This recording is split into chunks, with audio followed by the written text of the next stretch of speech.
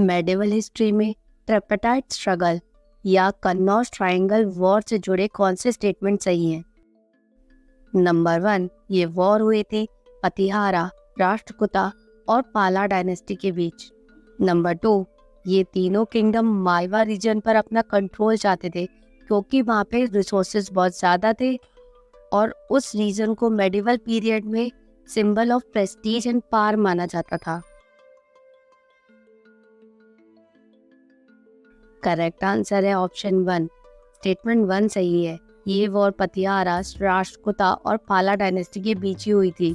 तो चलिए डिटेल में जानते हैं ट्रिपटाइट स्ट्रगल कब, क्यों और कहाँ हुआ था।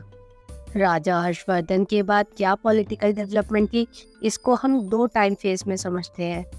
First one is 750 to 1000 AD and second is 1000 to 1200 AD, जिसके फर्स्ट फेज में इंडिया में 3 पॉलिटिकल पावर ग्रो हुई थी और सेकेंड फेज यानी 1000 AD से लेके 1200 AD तक ये तीनों पावर्स का ब्रेकअप हो गया था। इनकी जो टेरिटरीज थी वो छोटे छोटे किंगडम्स में डिवाइड हो गई थी।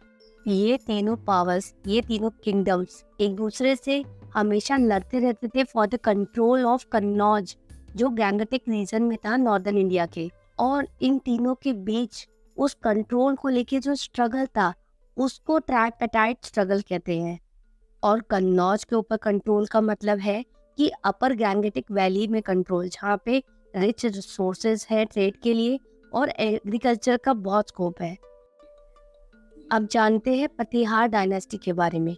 पतिहार, जिनकी पहली कैपिटल थी भीनमाल, जिन्होंने प्रोमिनेंस गेन करी अंडर नागा भट्ट, जिसने अपनी फोर्स और आर्मी का यूज करके Arab ruler of Sindh Muhammad bin al Qasim, जो एंक्रोच करना चाह रहा था राजस्थान, पंजाब, गुजरात के एरिया को, उसको वहां से हटा दिया। बट जो रियल फाउंडर था पतिहार एम्पायर का और जो ग्रेटेस्ट रूलर था उस टाइम का, वो था राजा भोज, जिसने पतिहार एम्पायर को रिबिल्ड किया था और 836 AD में उसने कन्नौज को अपने कंट्रोल में ले लिया था। उसके बाद से कन्नौज पतिहार एम्पायर की कैपिटल बन गई अगले 100 साल तक। नेक्स्ट है राष्ट्रकूटा। इनका एम्पायर साउथ इंडिया में फैला था। इस एम्पायर के फाउंडर थे दंती दुर्गा, जिन्होंने 8th AD में इस डायनेस्टी को फाउंड किया था। इसकी कैपिटल थी मनियाखेत या मलखेत नियर शोलापुर। ये एम्पायर जब राजा ध्रुव के अंडर आया तब राष्ट्रकूटास ने ट्राई किया कि वो नॉर्थ की तरफ बढ़े और कन्नौज को अपना इंपीरियल सिटी बनाए, और जल्द ही राजा ध्रुव कन्नौज के लिए इस फाइट में उतर गए। Last one is Pal dynasty. Pal dynasty के फाउंडर थे राजा गोपाला, जिन्होंने प्रोबेबली 750 AD के अराउंड इस डायनेस्टी को फॉर्म किया था, जब उनके एरिया के नोटेबल्स मैन ने मिलकर उनको किंग इलेक्ट किया था। राजा गोपाला के बाद उनको सक्सीड किया उनके बेटे धर्मपाला ने, जिन्होंने इस एम्पायर को रूल किया 810 AD तक।